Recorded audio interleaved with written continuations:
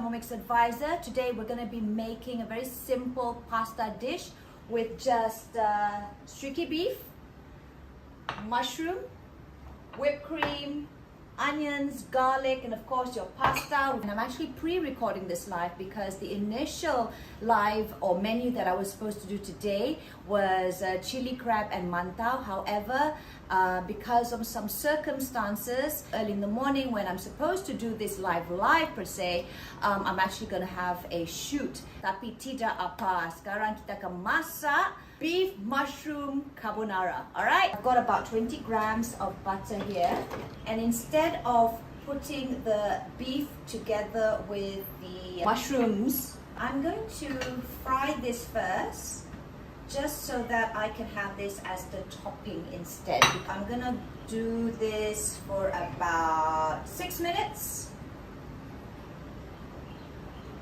120 degrees, the perfect temperature for you to menumis. And we're gonna go on reverse, speed 0.5. Trial and error, just like on the stove, but this time around you have everything in just one bowl, and after that they also pre-clean for you. So I'm just gonna wait. In the meantime, I've got a bit of laundry to do because while I was on shoot, the rain poured in and my whole laundry basah, and I'm very pantang, okay, sangat pantang. So I redid the laundry. This is the beauty of cooking with the Thermomix. Whilst this cooks for you, you'll be able to do other things.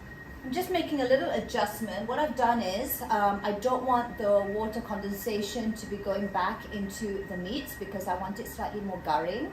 So I've removed the measuring cup. I've just extended the minutes by another 2 more minutes. And now for the last 2-3 minutes, I've raised the temperature to Varoma temperature, okay?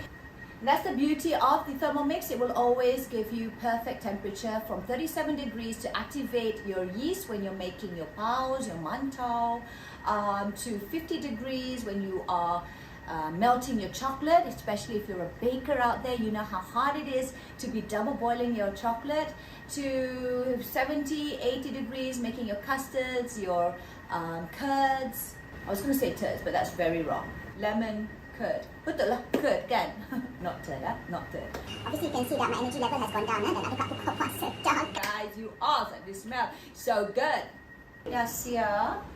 Alright, so I'm going to put this and set this aside. Next, I'm going to be chopping the onions. I've got yellow onions as well as about 8 cloves, garlic cloves. The original recipe requires about 100 grams of shallots, but I've decided to use my yellow onion. 2 reasons. 1, it's easier to just chop one huge onion. 2 is because this onion, I saw that it was gonna be macam kesian lah. It's time to go. So I didn't want any wastage, so I cut this instead. And 3, because I thought since this is a white-based pasta, let's put the vegetable roots kononkan putih. Ha! Itulah saya punya logic. Boleh kah, geng? Pop this all into the mixing bowl. Put my measuring cup onto the lid. 5 seconds, and I don't need to be on reverse, so I'm going to disable that on speed 5.